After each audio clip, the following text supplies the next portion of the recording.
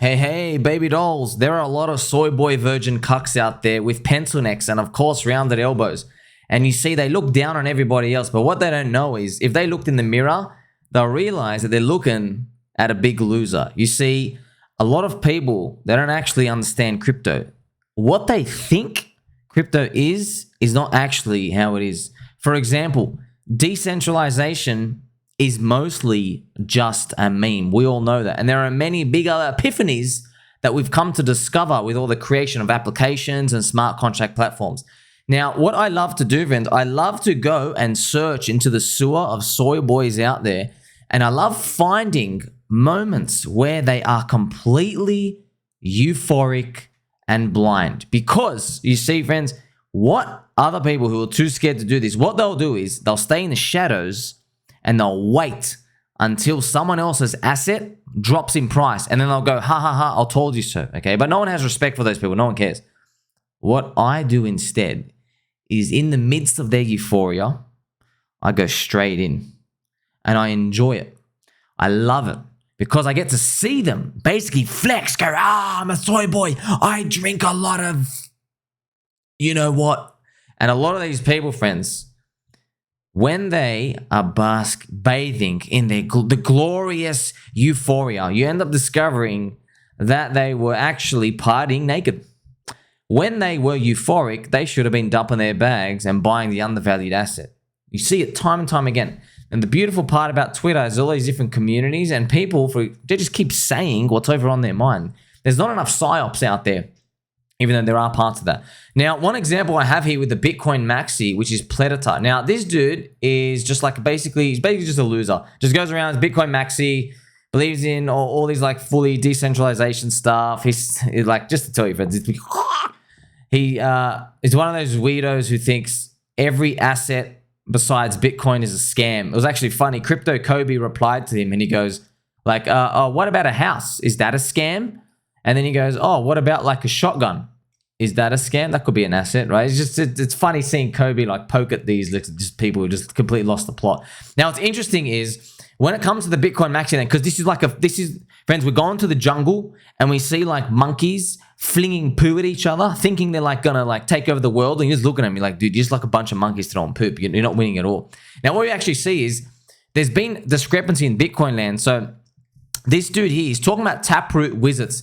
Now, we have Udi here talking about BIP 1559, and you have Udi going on. The laser eyes are about to learn a hard lesson about consensus. Bitcoin is not governed by podcasts. The next Bitcoin soft fork happens in 2024 market. And it also says, Bitcoin development has a leadership problem. Not only is there no one in charge, there's not even anyone with enough social capital to get others to organically follow their lead. We're at a stalemate. The only way forward is to reset the board. So what we're seeing is, friends, this is what happened, okay? The Bitcoin party, everybody left. It's leaving. And we see this. You know, friends, Vitalik made Bitcoin Magazine? He helped start it. Vitalik made Bitcoin Magazine, and now today they write articles that he should be in jail. And they call him a scammer. Explain that, right? So, and why they say that is because they're just jealous, right? So it is what it is. They're jealous that, do you want to show you why they're jealous? I don't have to guess, friends. I can show you. There's something in here that they basically, it's their biggest nightmare, okay? And it's one chart, always post it. It's the ETH BTC chart. You see this, friends? When he did the ICO basically for Ethereum, it's up like 50x from the ICO against Bitcoin. Now, you got to remember, you did this in 2015. Bitcoin did a 100x from $200 to 20K. So if you did 50 times Bitcoin, what's that, friends? That's a 5,000x. That's a big gain. And that's exactly where we are today, right? Isn't we around that much? So fascinating, from 31 cents to like 2,300, whatever it is.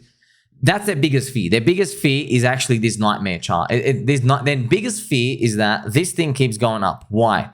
It's because they've been kicking and screaming and decentralization, and they say, fix the money, fix the world, etc. They've been yelling all these things, but the market said, hey, we love Bitcoin. It's amazing. It's useful, but it has a limit. You see, there is a price too high for it. even though it's useful and it's amazing, it's beautiful, yeah, it doesn't go up only. There are other parts of the market where demand must be satisfied.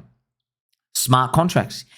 Vitalik's a 4,000 IQ alien, and he added trillions of dollars of value going in. You also have Sergey with the oracles and Chainlink. You have Uniswap with the DEXs. You have all this amazing technology, and crypto is being pushed forward, friends. And of course, the Bitcoiners, though, what's happened is, remember, the Bitcoin party, it's leaving. And you have people, I guess it's noble of them, but you have people like, I guess, Udi and Eric Wall. They are still at the Bitcoin camp. Now, Eric confirmed pretty much he's sidelined. So Eric, I don't know what Eric's doing there, to be honest. He has Bitcoin on Mt. Gox.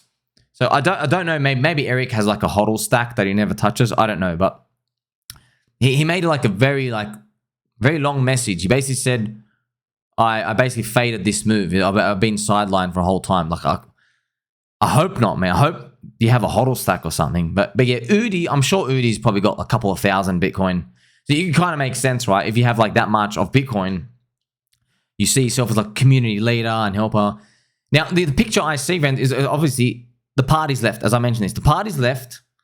And, you know, there's a village. Everybody's gone out to go, you know, let's go find another waterfall and another field and all the beautiful cherries and tomatoes. Let's go grow them out there in another field.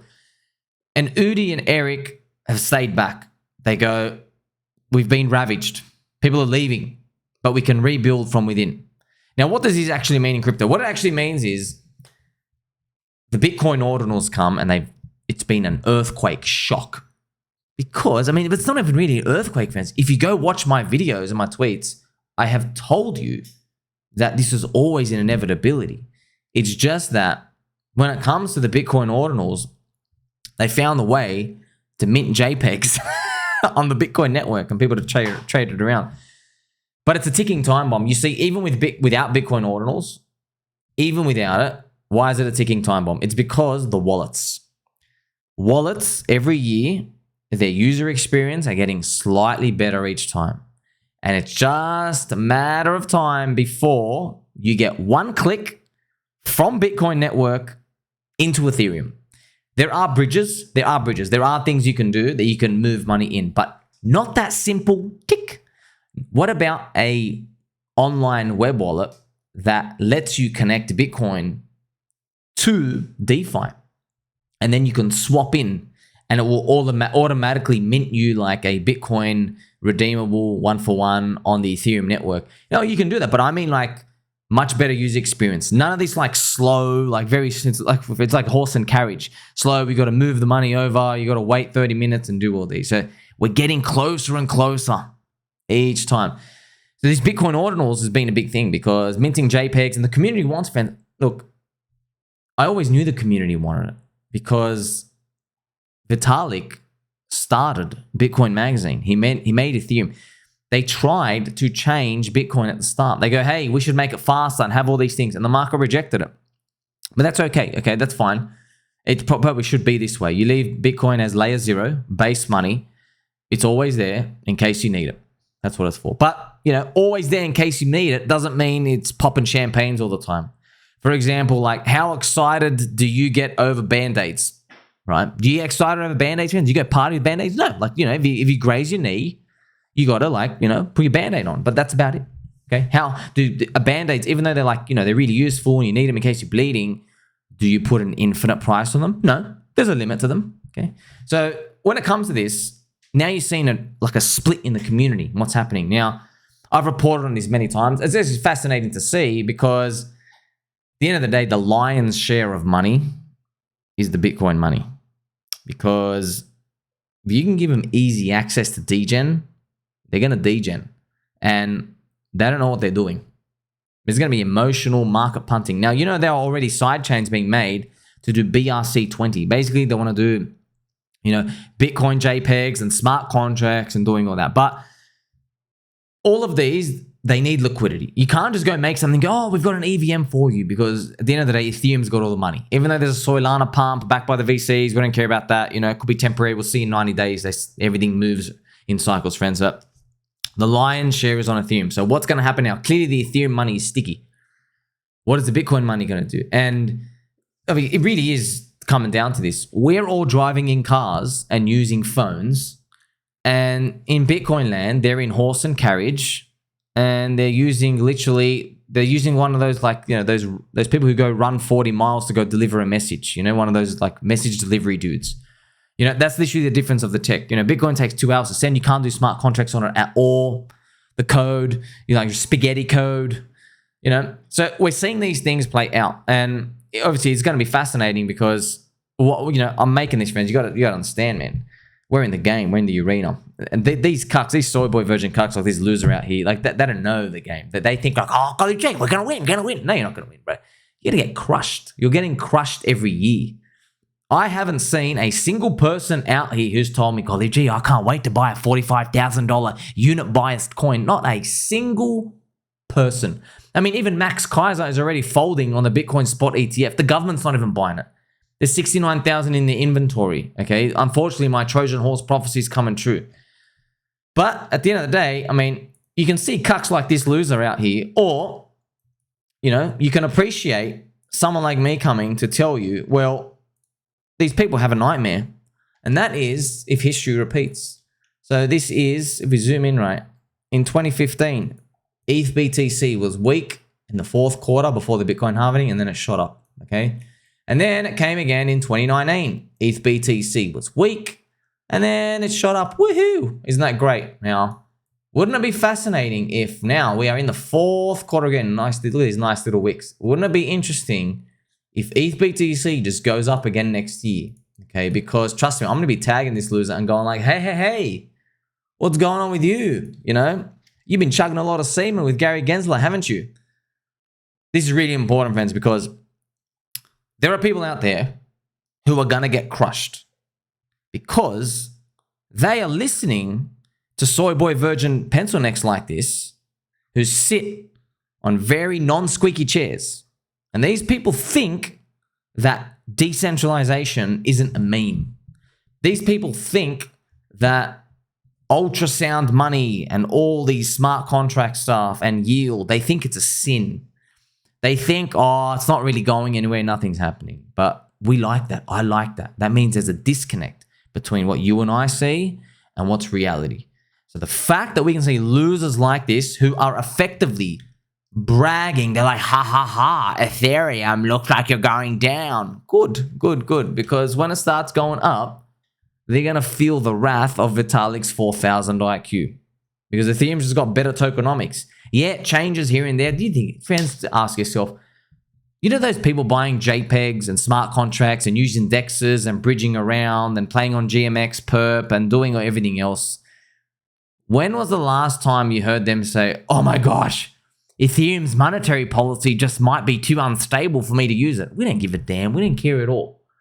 It's a new generation of stuff happening. Now, like I said, Bitcoin's always going to have a place, always going to have a role there. But it's enough for them to think about this in their mind. Oh, yeah, we're going to get a pump. It's enough for them right now. But once they see the train moving, then it's really game over. And guess what? That's what I'm telling you as your friend. Fade all these losers. They don't know what they're doing. I mean, I told you it was going to be weak before it came anyway, and here it is right now. Okay, now you can represent that in your portfolio however you want. You know, some people just want to buy Ethereum. That's cool. You want to buy Ethereum? It's blue chip. I don't want to touch Ethereum. Why? Because Meet Kevin is in. You know, he's a stock market retailer. I don't want to be in the retailers. Bitcoin, blue chip, retailers are in and saturated. Ethereum, retail boomers are in, saturated as well. The stock market boomers love Bitcoin, Ethereum. I don't want to touch them. And we know that. We know we're heading into the Bitcoin halving year. We're going to watch that Bitcoin dominance like a hawk, and you're just going to see, you're going to see it. It's already been happening around you. Everything's been happening. People are buying altcoins earlier and earlier. Okay, they're buying Solana poop, right? Like they don't even care, man. They don't even care what they're getting in anymore. So this whole circle of speculation is leading to one thing, right? It's trending in one direction. The only question is, right, like I said, do you want to be right or do you want to make money? Clearly, losers like this I just showed you, right? Not Udi, but the dude posting it. Losers like that, they just care about being right. It doesn't really matter, man. Like, you know, if once I start printing big fat screenshots of ETH BTC going up, what then? You're literally missing out. And trust me, friends, you know, it's funny. You think you got FOMO. Go and have a look at Bitcoin's market cap. Wait till we get wallets that unlock that capital in a seamless way. They're going to go nuts. I'm a squirrel. I hold my own nuts. I hope you do too. Make sure you like, subscribe, belly button, all. Don't forget to love us. Catch you soon.